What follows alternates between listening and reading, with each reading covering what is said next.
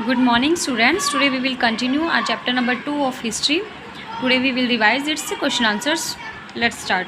Question number next is how were the affairs of जातिस regulated? Question है जो जातिस के जो अफेयर्स थे मीन्स जो उनके जो मैटर्स थे जो फंक्शन थे उनको कैसे रेगुलेट किया जाता था on that period. Answer is जातिस were the subcaste which were grouped on the basis of economic and social status. जातिस क्या थी?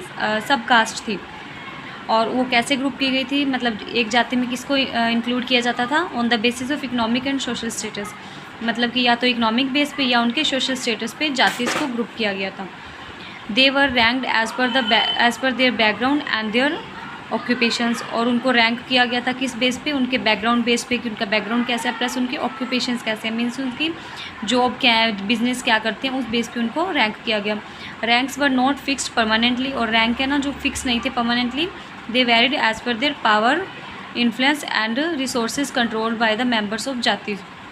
ये वेरी करते थे जैसे कोई उनकी पावर है, उनका इन्फ्लुएंस है, उनके जो रिसोर्सेज है वो कौन कंट्रोल करता था? कंट्रोल बाय मेंबर्स ऑफ जाति, उसी जाति के लोग कंट्रोल करते थे. Hence the status of the same jati could vary from area to area. Jatis had their own system of ruling. इसका मतलब ये था कि जो जाति का स्टेटस था वो वेरी करता था, मतलब डिफरेंट होता था एरिया टू एरिया. किसी एरिया में कौन सी जाति हाई रैंक पे थे, किसी एरिया में दूसरी जाति, और जाति का खुद का अपना रूलिंग सिस्टम था, अपने अकॉर्डिंग वो रूल करती थी. They frame their own rules and regulation for managing the conduct of their members. अपने मेंबर्स को कंडक्ट करने के लिए वो खुद के रूल्स बनाती थी, खुद के रेगुलेशंस बनाती थी. N assembly of elders were responsible for enforcing these regulations, और एक असेंबली होती थी, एल्डर्स की बड़े बुजुर्ग लोग होते थे उसमें, वो रिस्पॉन्सिबल होती थी कि ये जो सारे रूल्स और रेगुलेशंस बने उनको वो इन्फोर्स करे, मीन्स उनको इम्प्लीमेंट करे. This assembly of elders was called जाति पंचायत. और वो जो मेंबर्स की जो फैमिली असेंबली थी ना, जो बड़े बुजुर्ग मेंबर्स की, एल्डर्स की, उनको बोलते थे जाति panchayat. But jatis were also required to abide by the rules of their villages. But jatis were also required to abide by the rules of their villages. और जातिस को क्या था? उनको रिक्वायरमेंट थी कि वो अबाइड करें, जो रूल्स बनाए ना उनके विलेजेस ने बनाए हैं, वो भी चाहते थे कि वो उनको रूल को वो अबाइड कर पाएँ, मीन्स वो उनके अंडर कंट्रोल थी. Next question is what does the term pan regional empire mean? Pan regional empire क्या है? The term pan regional was use in the sense of the areas of empires spanning diverse regions. Pan regional word जो use किया जाता है वो इस sense में किया जाता है कि जो एम्पायर का जो एरिया है वो कहाँ कहाँ एक्सटेंड हो रहा है, मीन्स कहाँ कहाँ डाइवर्ज हो रहा है, किन किन रीजन में जा रहा है. The dynasties like Cholas, Khaljis, Tughlaqs and Mughals extend their empires pan regional. और जो मेन डायनेस्टीज है ना, बड़ी dynasties like Cholas, Khaljis and Mughals extend their empire pan regional. और इन्होंने अपना एम्पायर पैन रीजनल एम्पायर तक एक्सटेंड किया, मीन्स बढ़ाया. यानी कि जो बिगर एरिया को कवर कर लेते थे उन एम्पायर को क्या बोलते थे हम? Pan regional empire. Next question is what are the difficulties historian face in using manuscript. जो हिस्टोरियंस हैं उनको मैन्यूस्क्रिप्ट यूज़ करने में कैसी कैसी प्रॉब्लम आती थी. मैन्यूस्क्रिप्ट क्या है स्टूडेंट्स? हैंड रिटन जो हमें राइटिंग्स मिली है ना उसको हम मैन्यूस्क्रिप्ट बोलते हैं. मैन्यूस्क्रिप्ट होती हैं जो हैंड रिटन होती है, जो सॉफ्ट सरफेस पे लिखी गई थी, जैसे पाम लीफ एक्सेट्रा, उसको हम बोलते हैं मैन्यूस्क्रिप्ट. उसको यूज़ करने में हिस्टोरियंस को कहाँ problem I?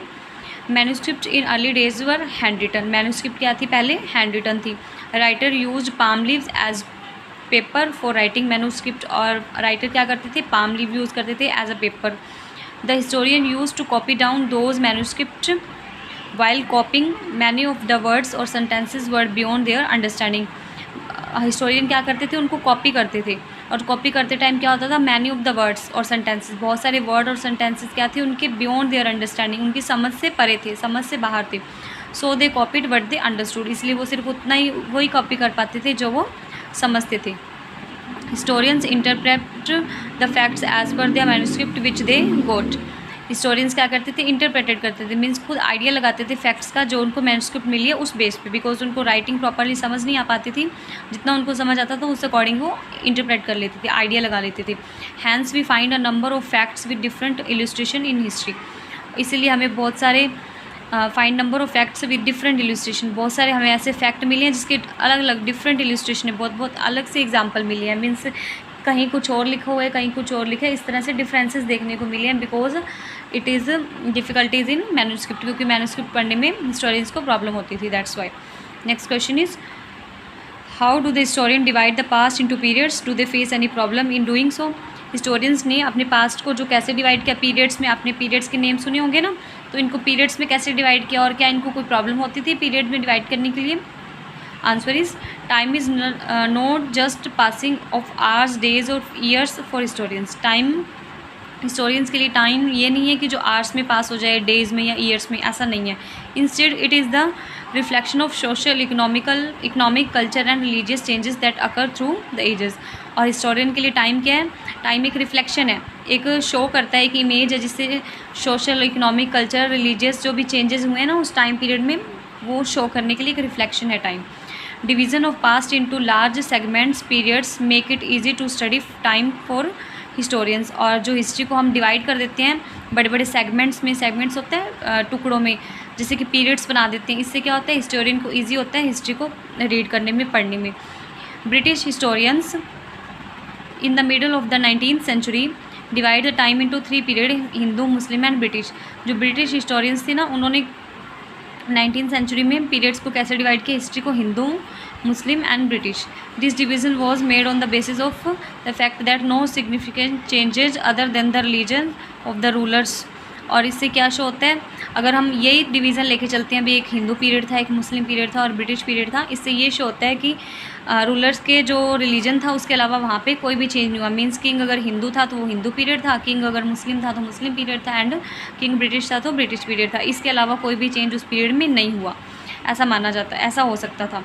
Few historians take this periodization even today while most of them take the economic and social factors. Few historians मतलब कुछ हिस्टोरियंस ने इनको सही माना और कुछ ने इनको सही नहीं माना। और इवन टुडे आज हम जो हिस्ट्री को डिवाइड करते हैं वो किस बेस पे होती है, इकोनॉमिक बेस पे, सोशल फैक्टर्स पे बेस होती है। The history of the past 1000 years has seen considerable changes. जो हिस्ट्री ऑफ द पास्ट है वो 1000 ईयर्स में बहुत सारे अलग अलग चेंजेस देखे हैं। As a result 16th century was not the same as the 18th century और 8th सेंचुरी और 11th सेंचुरी। और इसका रिजल्ट ये है कि जो 16th सेंचुरी है वो बिल्कुल भी सेम नहीं होगी 18th सेंचुरी के, ना ही 8th सेंचुरी के, ना ही 11th सेंचुरी के, कहीं भी ये मैच नहीं होगी। Hence it is very difficult for the historians to describe the entire period as one historical unit. और इसीलिए हिस्टोरियंस के लिए बहुत डिफिकल्ट है इंटायर पीरियड को एक हिस्टोरिकल यूनिट में डिवाइड करना। मीन्स पीरियडाइजेशन करने में हिस्टोरियंस को बहुत सी प्रॉब्लम आती थी। Okay student, this was your chapter, revise it for your examination. Have a nice day students.